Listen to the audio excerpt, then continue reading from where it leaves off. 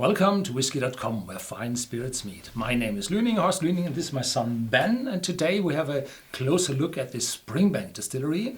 And we're starting with the 10 years old. And in the second video, we're looking at the 15-year-old. Well, you visited Springbank lately? Yes, I visited Springbank 2015 in December, and everybody says don't go to Scotland in December. It was actually pretty nice in December in Scotland. And I visited the Springbank distillery, and later then I visited the Glengyle distillery, which is also owned by the Mitchell Corporation, or the Mitchell Company Ltd, it says here, in Campbelltown. And both distilleries are closely tied.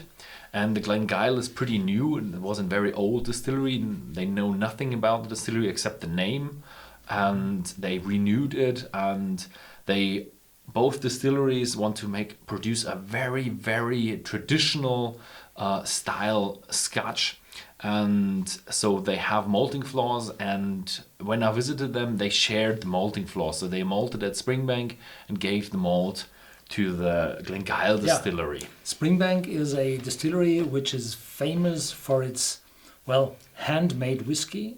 They're starting with the barley, they're steeping it for 24, 48 hours, and then they spread it on the malting floors, and after that they are drying the malt in the kilns, and 100% of their malt is being produced in the distillery, and this is quite different to the other distilleries which still have just 10-15% in the maximum, probably 20% their own produced malt. So they are doing it themselves, and everything is handmade at Springbank. No, not the bottles, they are not blown, no, but they are filling the bottles at the distillery completely. So it's, and therefore the Springbank distillery produces a little bit more expensive malt. So this is around 40 euros, dollars, pounds. And this is a little bit more expensive than another 10 years old, which is typically 5 to 10 units cheaper. Yeah, they have 3 different brands in their portfolio at Springbank. They have the Springbank, then this one here. They have the Hazelburn, which is a very mild one. And then they have the Longrow. And during the process of malting, they can actually very, very easily influence the malting process, and therefore the content of the ppm of the phenols, which gives you the smokiness of the whiskey. And Springbank is a lightly smoky one. Hazelburn is not smoky, and the Longrow is more of a heavy smoky Islay style whiskey. And they have 3 different, no, not 3, they have 3 stills in the distillery, so that they can produce a double distilled whiskey, which is the Longrow, a triple distilled whiskey, which is the Hazelburn in the lowland style, and they have the Springbank, which is a 2.5 times distilled, meaning that the output from the intermediate still, is mixed up together with the output of the third still. So they have not the rough output of a double distillation and not the very smooth output of a triple distillation, but they have a 2.5. And if I understood it the right way, it's not exactly 2.5, but something it's different. If you really want to know it, then go to the Springbank distillery. There's a big chart on the wall and it explains everything. And if you just want to click on it, then go to the Whisky.com, to the distillery section, and find the Springbank distillery, and you will find a video about the distillery. Yeah. Good. Let's try it. So this is unchill filtered, uncolored, 46% ABV. So this is a whiskey how it should be. And the good part is now they had a bit of a shortage in the past. And the good thing now is that the Glengyle distillery is renovating their malting floors so they can produce more malt, which is kind of their bottleneck right now, from what I've heard. Yeah, Springbank had been closed until 1989, I think, or 88, 89. They were closed after the big British recession. And then they started again, and the first products of the 10-year-old and 15-year-old, they had problems, to say it carefully, with the casks. And today they are over 10 years into production, and the whiskey is stable now from terms of quality. And they use ex-bourbon casks as well as ex-sherry casks, and this gives, even for a 10-year-old whiskey, a little bit of a darker color. I would already want to drink. So in the start, I have a little bit of smokiness, not much, just to give a little bit of complexity. So the drying of the malt in the kiln is done for, say, 6-8 hours or 12 hours maximum for the Springbank, and for the Hazelburn there's no drying over peat fire, and for the long row they dry for 36, 44 hours, whatever I heard from the past and remember right.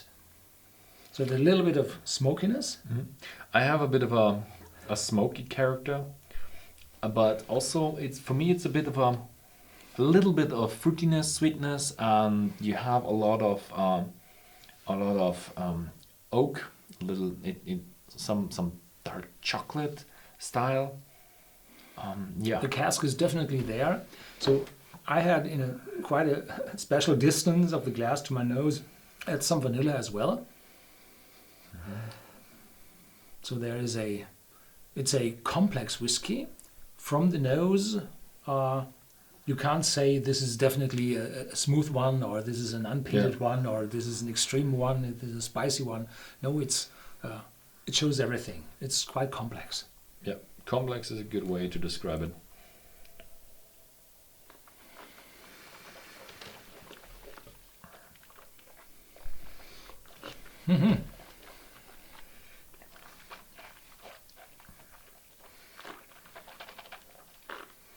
It shows the 46% really, and there's oakiness, a lot of spiciness. This is the second one I have today, and it increases in power. Yeah. It's very strong from the start. First of all, you have a 46% ABV, which is a bit enhanced. Then you have a lot of spiciness, which I would say is a European oak spiciness, a little bit of bitterness, a little bit of chocolate. Also, what I get is a bit of a nuttiness. That typically comes from the sherry casks. If you have a just empty sherry cask and smell at the drill hole, then you smell this nuttiness. If I would estimate, I would say there should be at least a few Oloroso sherry casks in there, but you can't really be know it for sure. So the nose, the smell is weaker than the taste.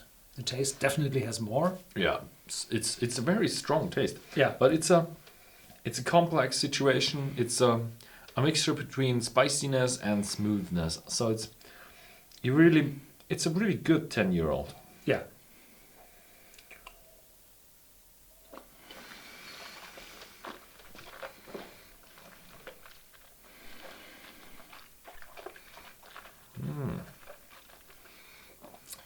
So the aftertaste is quite. It's not too long. It's medium to long, and it shows spiciness on my tongue. It's prickling, and but it's not bitter at all. So it's no bitterness for me. It's just spiciness. It does not show the typical bitterness of very old casks. No. I do have a bit of a bitterness, oakiness, but it's a spiciness as well. So, but it's not a rye spiciness that's direct, but it's combined with a very smooth malt. You realize that it's a malt that has been matured for a long enough time to have some smoothness and complexity. Okay.